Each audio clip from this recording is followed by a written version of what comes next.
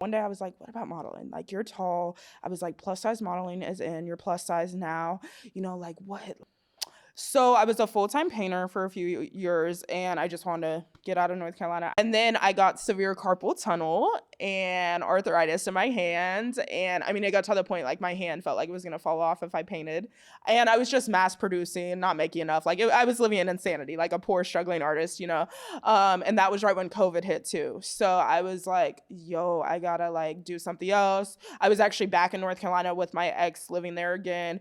And I was so depressed, miserable. I couldn't do what I loved. I was like working in warehouses, like hustling. This is only like 3 years ago. It's crazy how quickly life can change. So either way, I remember I was in those warehouses and I was like, I gotta do something else. Like, I can't do it. Not that there's anything wrong. Shit, that paid the bills. But like for me, I was just like, what is life? I didn't have education. Like, what can I do that I'll enjoy? And then I was like, what do you know about modeling? I kid you not. One day I was like, what about modeling? Like, you're tall. I was like, plus size modeling is in. You're plus size now.